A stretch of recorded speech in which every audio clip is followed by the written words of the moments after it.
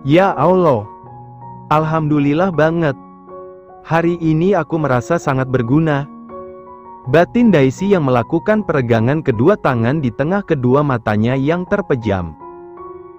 Selain itu, ia juga sudah berulang kali menguap. Setelah 1 minggu menunggu, akhirnya hari ini aku mengerjakan banyak pekerjaan. Bukan hanya dari Pak Atan, tapi juga teman kerja. Aku bikinin mereka kopi, belikan mereka banyak pesanan, hingga aku jadi punya banyak teman. Rasanya aku senang banget. Begini ya, capek karena sibuk kerja. Berasa jadi orang penting. Sekarang aku bebas. Waktunya aku tidur. Daisy yang terus berbicara dalam hati, mengakhiri ucapannya dengan senyuman hangat. Ia baru saja melewati pintu masuk utama dan berupa kaca tebal. Gadis itu tak menyadari jika karena ia sibuk berbicara dalam hati maupun pikiran, makin membuat Atan keberisikan. Atan yang melangkah agak jauh dari Daisy jadi makin gondok. Padahal sudah sengaja jaga jarak. Sebenarnya, orang-orang seperti Daisy merupakan gambaran orang ceria, atau malah orang yang paling kesepian, sih? Pikir Atan. Atan sengaja berhenti melangkah dan lagi-lagi alasannya demi menjaga jarak dari Daisy. Di tengah kesunyian malam yang sudah gelap, ia sengaja menunduk dan memang masih tidak bersemangat. Suasana kantornya terbilang sepi sekaligus gelap. Karena memang hanya beberapa pekerja saja yang masih bertahan di ruang kerja masing-masing untuk lembur. Itu saja tak sampai menimbulkan suara berisik melebihi hati dan pikiran Daisy. Di lobi Atan berada benar-benar hanya berisi Atan yang masih menghindari Daisy. Namun di dekat jalan, di pos satpam sana, biasanya ada seorang satpam yang bertugas. Tepat ketika Atan menoleh ke depan, jantungnya nyaris copot lantaran terlalu kaget. Dengan kedua matanya sendiri ia melihat, Daisy yang masih meregangkan tangan, berakhir jatuh tengkurap di bawah teras depan perusahaan. Tampaknya gadis tidak mau diam itu terlalu kelelahan atau malah mengantuk. Karena untuk pertama kalinya, mereka keluar dari kantor, sekitar pukul 10 malam layaknya sekarang. Dia masih hidup, kan? Batin Atan sengaja agak melongok dari tempatnya berpijak. Apalagi setelah menunggu agak lama, Daisy tak kunjung bangun. Termasuk suara gadis itu yang tak lagi mengganggu pendengarannya. Sepertinya dia kelelahan setelah dari sore sibuk membantuku menyiapkan rapat. Pikir Atan. Ini kenapa aku juga jadi enggak bisa dengar suara hati maupun pikirannya lagi, ya? Apa efek ada kaca penghalang, aku jadi enggak bisa dengar suara hati dan pikirannya lagi? Pikir Atan lagi yang segera melanjutkan langkahnya. Atan sengaja mempercepat langkahnya guna memastikan Daisy yang tetap sepi. Di depan teras, tubuh mungil Daisy masih meringkuk agak tengkurap. Beneran tetap sepi? Dia enggak langsung bablas pindah dimensi atau malah stroke dadakan, kan? Batin Atan benar-benar panik. Awalnya, Atan hanya melongok keadaan wajah Daisy. Ia terlalu takut, Daisy yang tengil memang sengaja mengelabuhi dirinya. Namun setelah Atan sampai menaruh tasnya di tempat duduk sebelah setir mobil miliknya, dan ia siap mengemudi, tetap tidak ada perubahan dari Daisy. Di belakang sana, Daisy tetap meringkuk. Hingga Atan yang memang takut kecolongan Daisy mengalami luka fatal, buru-buru turun kemudian membopongnya. Atan membawa Daisy ke rumah sakit.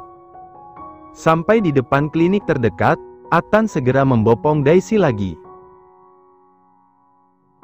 Pemuda itu memboyong sang asisten pribadi masuk ke dalam IGD.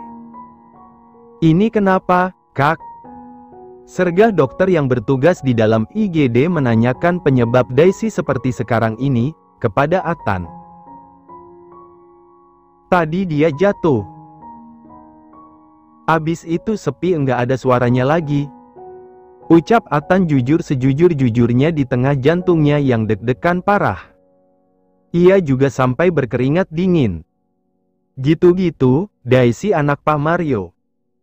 Apa yang harus aku katakan ke Pak Mario, kalau Daisy sampai kenapa-kenapa? Batin Atan. Dokter yang menangani Daisy sengaja menggunakan stetoskop miliknya. Namun sebelum ia menaruh bagian stetoskopnya di dada Daisy, ia mendengar suara yang sangat khas. Suara khas yang juga membuatnya maupun Atan yang berjaga refleks bertatapan. Hiok! Hiok! Daisy sungguh ngorok. Alasan gadis itu tak kunjung bangun, murni karena tidur. Atan yang awalnya panik sekaligus ketakutan jadi jengkel sendiri. Namun, Atan sengaja menghubungi Pak Mario. Sejengkel apapun, Atan baru meninggalkan Daisy setelah Pak Mario dan sang istri datang bersama adik laki-laki Daisy. Wajah jengkel Atan berikan kepada keluarga Daisy. Ia melangkah sambil menatap arloji di pergelangan tangan kirinya.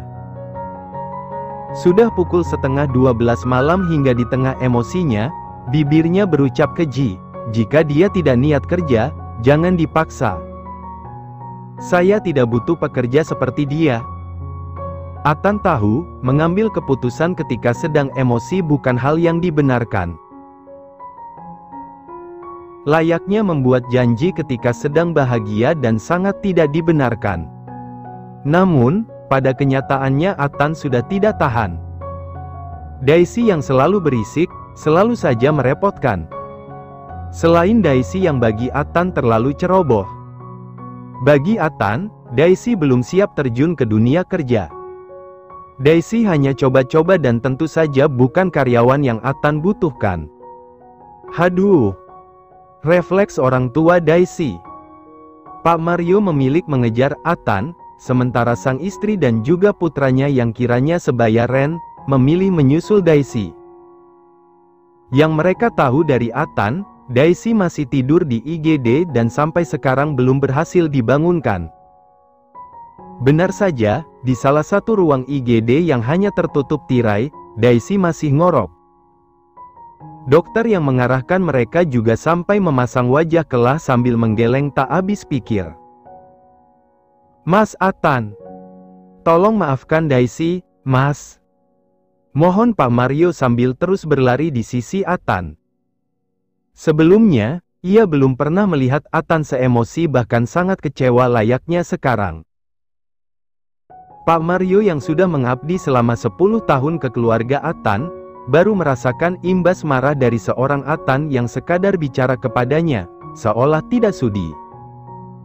Pak Mario, sergah Atan tegas dan sengaja berhenti melangkah. Ia tak lagi menghindari Pak Mario. Begini ya, Pak. Sebenarnya, ini bukan kesalahan fatal pertama yang Daisy lakukan. Dari 1 minggu lalu, dari awal Daisy bekerja ke saya, dia sudah berulang kali melakukan kesalahan. Ini terakhir, tadi siang saja, semua dokumen penting yang saya titipkan ke dia untuk diantar ke karyawan dan mereka masih dalam satu kantor, Raib. Ucap Atan tidak bisa untuk tidak emosi. Di depan IGD, Ibu Siva dan sang putra sudah berhasil memboyong Daisy. Daisy masih terkantuk-kantuk dan sibuk menguap. Ia tak membawa tas kerja yang selalu menghiasi bahu kanannya karena tas itu kini telah berpindah ke pundak kanan Ibu Siva. Kendati demikian, layaknya adik dan juga mamanya, ia masih bisa melihat sang ayah yang sampai berlutut menyembah-nyembah kepada Atan. Meski jarak keduanya dari kebersamaan mereka ada sekitar 20 meter, mereka tetap bisa melihat dengan jelas. Kamu ngapain, sih?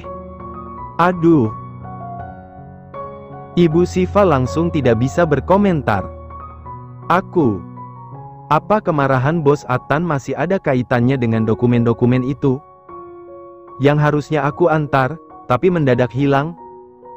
Namun sebelum itu, aku diminta bikin kopi buat semua karyawan di lantai bawah, oleh Mbak Elena. Aku sudah jelasin ke Bos Atan, tapi Bos Atan lebih percaya ke Mbak Elena. Dan setelah itu pun, Mbak Elena maupun Bos Atan, tetap marah-marah ke aku. Pikir Daisy dan memang bisa didengar dengan sangat baik oleh Atan. Suara pikiran Daisy pula yang membuat Atan termenung menyimak. Jangan bilang, maksud ucapan Bos Atan kali ini, yang bilang aku enggak usah kerja karena aku hanya berbakat bikin masalah, memang itu pemecatan buat aku? Kalau gini caranya, aku harus bikin perhitungan ke Mbak Elena. Soalnya Mbak Elena yang aku titipi dokumen itu. Dia yang memaksaku bikin kopi buat satu warga Konoha. Batin Daisy lagi benar-benar kesal. Meski selanjutnya, ia dibuat tercengang dengan pemandangan di depan sana. Mas Atan, awas! Teriak Pak Mario yang menarik kemudian mendorong Atan sekuat tenaga. Ia menjauhkan Atan dari mobil pria itu di parkir dan memang dekat dari jalan. Pak Mario! Teriak Atan. Dengan kedua matanya sendiri, ia yang sempat terbanting setelah mendadak ditarik sebelum didorong sekuat tenaga oleh Pak Mario, melihat Pak Mario tergilas mobil Pajero putih. Pajero putih yang mengemudi tak beraturan dan sampai menggilas tubuh Pak Mario, berakhir menabrak tiang listrik seberang Atan jatuh. Mobil bagian depannya meledak, dan kejadian mencekam itu terjadi dalam sekejap. Ayao! Daisy, Ibu Shiva maupun Daniel sang adik, berseru histeris menangisi keadaan Pak Mario. Ketiganya langsung lari menghampiri di tengah situasi di sana yang langsung didatangi pengendara lain. Ayah!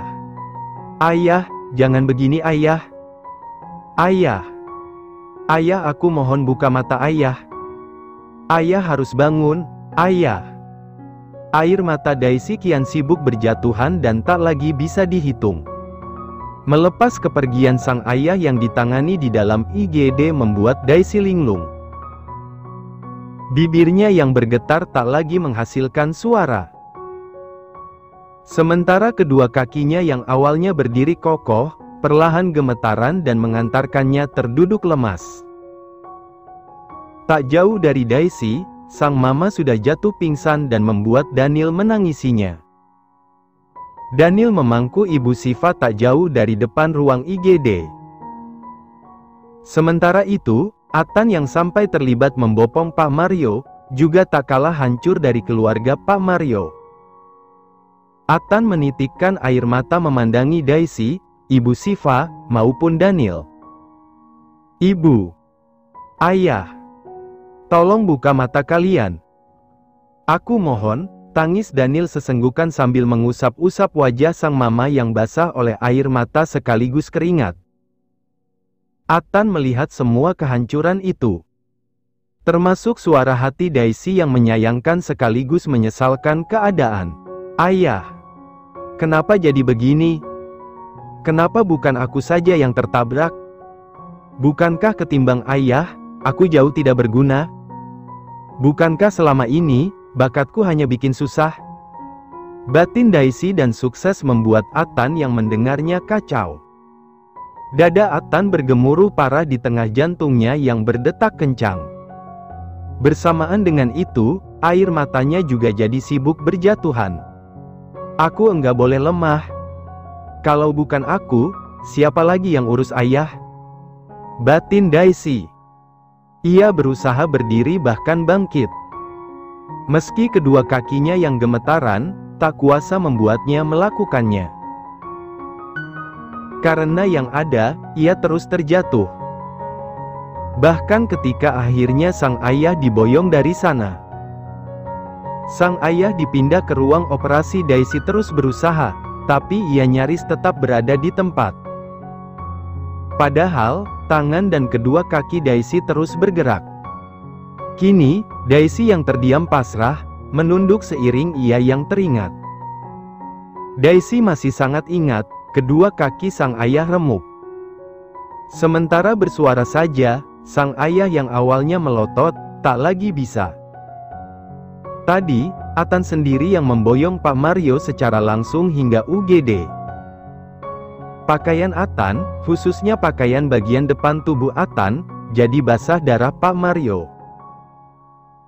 Kenapa harus setragis ini? Lirih Daisy yang akhirnya sampai di depan ruang operasi. Di depan ruang operasi, Atan masih terjaga. Namun, kenyataan Daisy yang begitu hancur karena tatapan saja sangat nanar, membuat Atan makin merasa bersalah. Atan yang awalnya berada di posisi lebih depan dari Daisy, sengaja menghampiri Daisy untuk meminta maaf. Aku enggak butuh kata maaf, bos. Aku mau, ayahku balik saja. Seperti sedia kala. Aku mau semuanya baik-baik saja. Ucap Daisy membalas permintaan maaf dari Atan. Balasan yang terdengar melantur bahkan di telinganya sendiri. Tak lama kemudian, polisi datang. Atanlah yang maju dan memberikan keterangan mengenai kronologi kecelakaan. Dua polisi yang datang juga menjelaskan bahwa pengemudi mobil yang menabrak mobil Atan maupun Pak Mario dalam keadaan mabuk. Baji, ngan, keca, Catan bahkan nyawa melayang karena kelalaiannya yang mengemudi dalam keadaan mabuk. Sementara hukuman bagi mereka paling banter 10 tahun. Itu saja jarang yang sampai 10 tahun. Marah Atan dalam hatinya. Perginya polisi juga membuat Atan menghubungi sang papa. Sementara Daisy yang awalnya berdiri menunduk, sudah kembali terduduk loyo di depan pintu ruang operasi. Hanya saja, gadis berisik itu berakhir pingsan setelah seorang suster mengabarkan bahwa kedua kaki Pak Mario harus diamputasi. Itu saja belum menjamin Pak Mario sembuh dari koma. Aku benar-benar berhutang budi, lirih Atan yang sudah merengkuh tubuh Daisy. Ia masih bersimpuh, sementara kedua tangannya perlahan mengeratkan dekapannya terhadap punggung maupun kepala Daisy. Kenapa selalu begini? Kenapa orang-orang selalu mengorbankan nyawa mereka hanya untuk melindungiku? Ya Allah! Sebenarnya aku kenapa? Aku manusia biasa. Aku bukan malaikat maut. Batin Atan yang terseduh-seduh.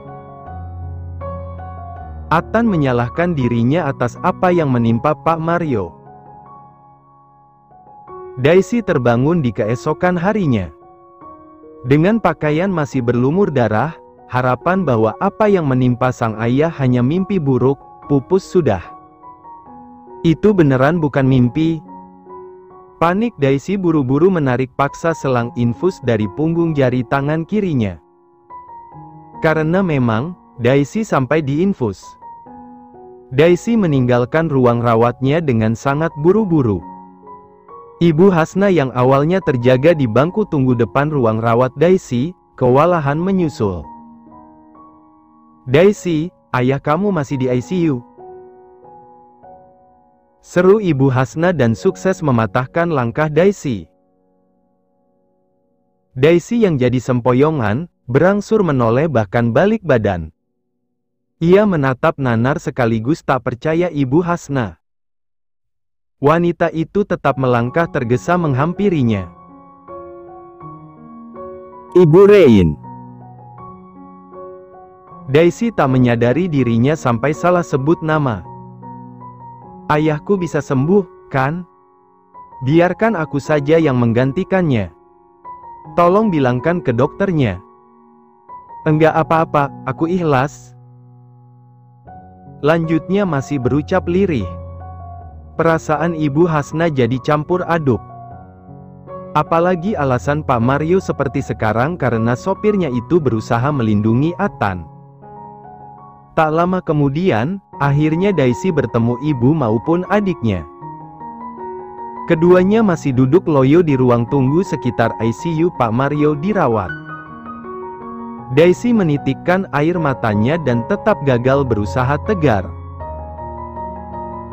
Ia yang awalnya akan memeluk ibu dan adiknya tidak jadi. Daisy memilih masuk ke dalam ruang ICU sang ayah dirawat. Ia sampai memakai pakaian khusus dan terseduh-seduh di sana. "Ayah, aku mohon buka matamu. Aku janji, akan belajar lebih giat lagi. Aku akan menghafal nama dengan cepat. Aku juga akan jadi anak pendiam. Aku enggak akan berisik lagi. Aku akan memplester mulutku agar aku tidak berisik," batin Daisy.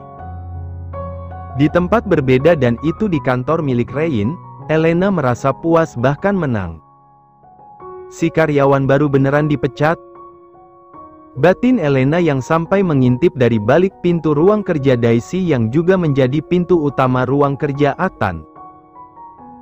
Dari luar, Attan yang sudah berganti pakaian dan jadi lebih pendiam bahkan dingin melebihi biasa, tak sengaja memergoki Elena. Sempat nyaris berhenti melangkah lantaran ingat suara hati Daisy yang membahas Elena, Attan langsung mempercepat langkahnya.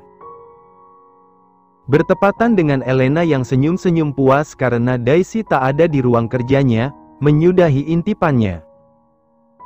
Detik itu juga Attan ada di sebelah wanita cantik nan seksi itu. Keduanya tak hanya berhadapan, karena tatapan keduanya juga sampai bertemu. Bedanya, ketika Elena menatap Attan penuh senyuman, Attan justru menatapnya penuh kebencian. Dada Attan naik turun secara teratur seiring napasnya yang terdengar tak beraturan. "Elena Teresia," tegas Attan meski ia masih berucap lirih. Detik itu juga, wajah cantik Elena makin dipenuhi senyum. Elena bahkan menyugar rambut panjang bergelombangnya ke belakang telinga.